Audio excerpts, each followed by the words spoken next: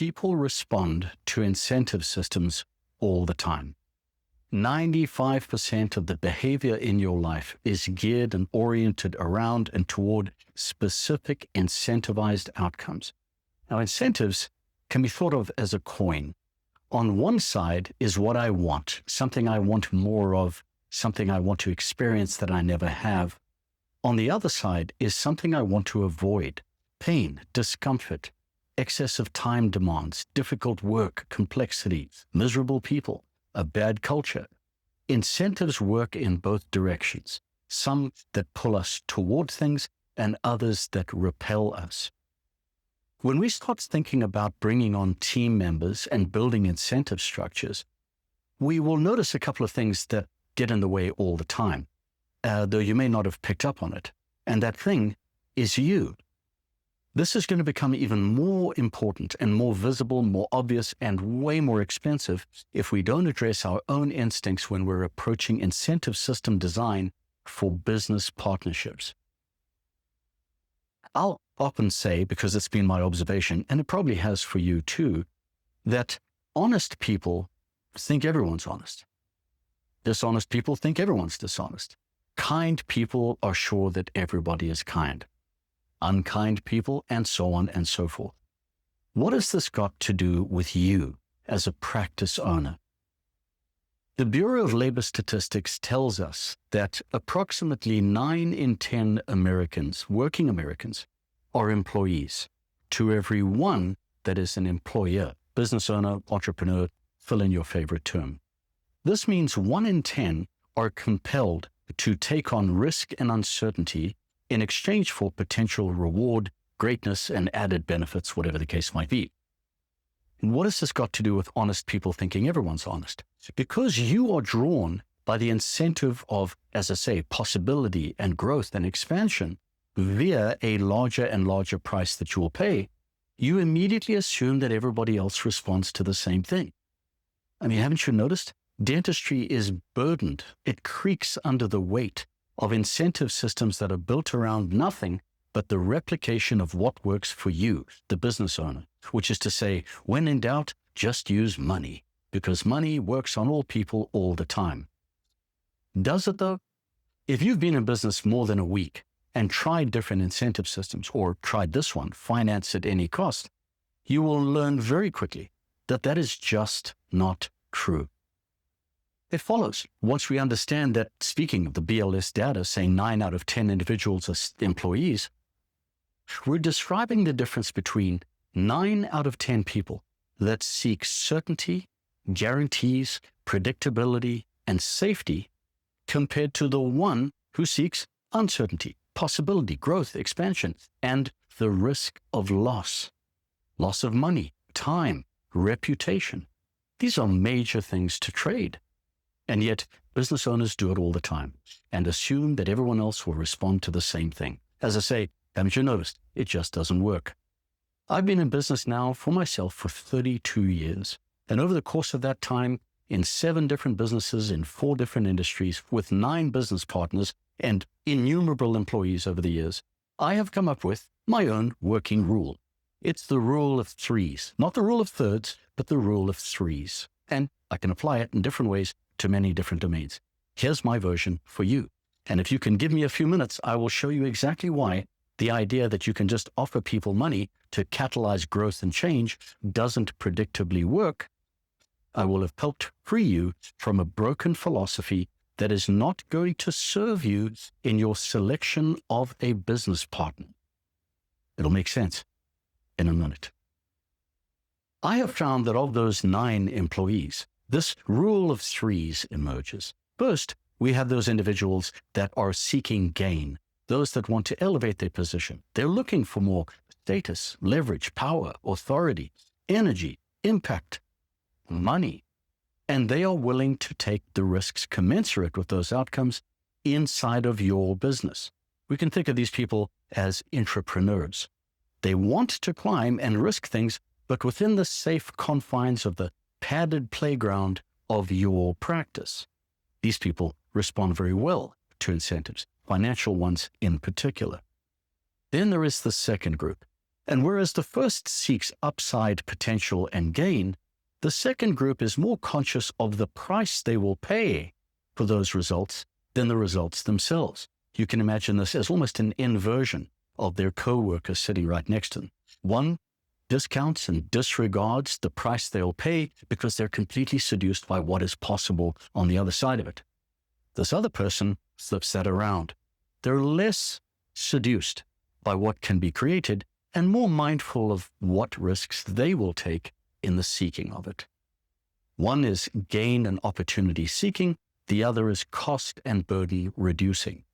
Very different, yet they sit right alongside each other and wear the same scrubs. And you won't know who's who until you roll out an incentive system that works with one and not the other. Finally, there is our final group of three. These are what I call the pajama people. The pajama people, whereas the others can be incentivized up or down, preservation or expansion, the pajama people, they move through the world a little differently. They are interested in exactly the results they're getting and the price they're paying, and their primary focus is capitalizing on whatever they can get that might be free or available without much cost, but mostly staying exactly where they're at, in the same home, the same relationship, the same work, the same town, the same job, the same routine until they fall off of this mortal coil. These individuals are seeking drag elimination. They want to eliminate anything that could add any burden to their day. Not an ounce more energy, not a hint of risk, nothing that will come across as drag. How do we know?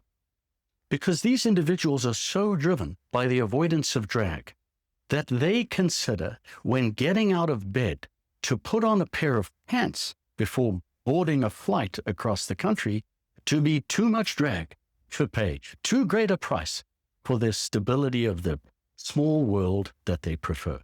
Quite literally. These are individuals that the idea of getting changed out of your jammies into a pair of jeans and sneakers to go to the grocery store to be too great a price to pay. And so they move through the world in their jammies. I have no judgment about these people, but I do find them quite fascinating in the same way that they might look at someone like myself and can't understand why I would do the ridiculous things I do when I don't need to. I could just stay in my jammies. Now, many can, but I can't.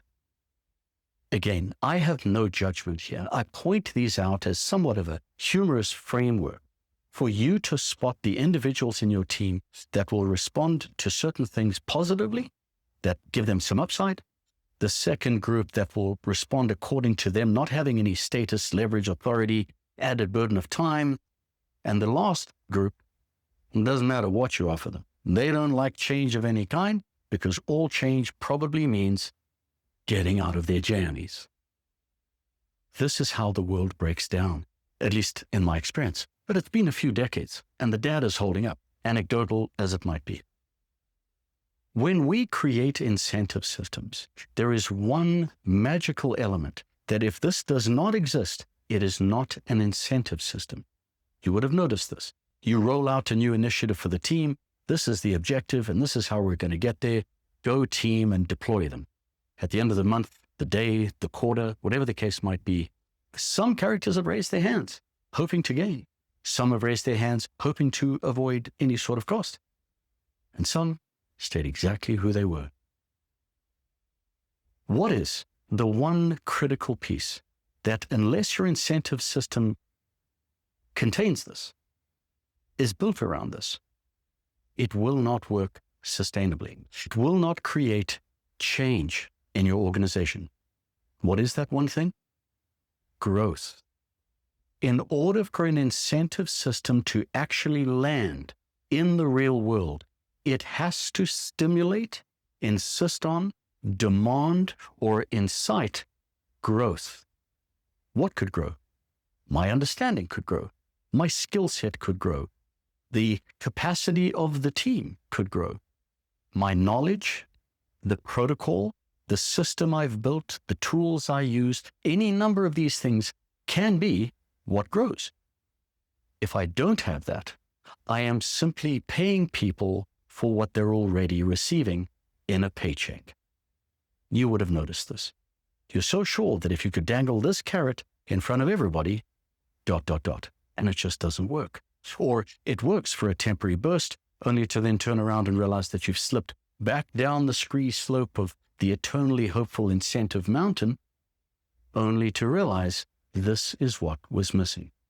I'll give you a very easy example.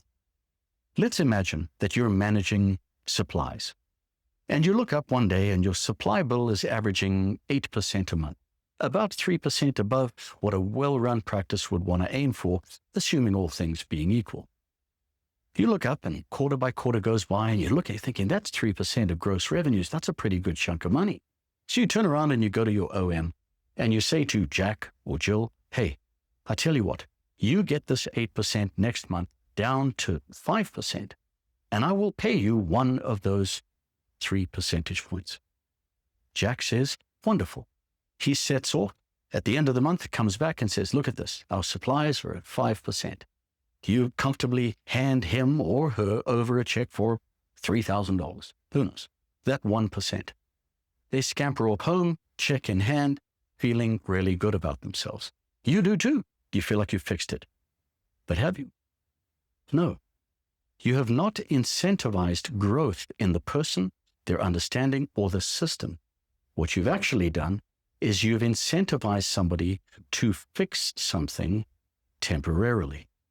If all Jack or Jill did was reduce it to 5% unsustainably, which is to say there was no systemic or protocol upgrade, you can pretty easily predict what's going to follow. 2-3 months from now, you'll be looking at an 8 or 9% overhead profile for supplies. What are you going to do? You're going to go back to Jack or Jill and say, hey, what do you say we get? They will do this forever, and you will continue to pay them to fix a system that has not grown. They have not grown, the system has not grown, and your life has not improved. That's an example of the difference between rewarding work. It's really Jack's job to make sure that supplies don't go over 5%, but he didn't have a system to support it. There was no growth in that system. You have in fact rewarded repair instead of upgrades. Nothing has grown except Jack's bank account, thanks to your broken incentive system. So that is how our incentive systems reveal the pajama people. I don't want this for you. I don't want you to spend a minute longer than you have to bringing what would otherwise be beautiful and impeccable incentive systems to the wrong people. There's no need. All you're going to do is breed resentment in yourself, frustration in the team, and no improved outcomes. That's the pajama people. And you don't need to build a business with them. And you definitely can't using the incentives so broadly sold across the industry. More on this and a lot more still to come. Cheers.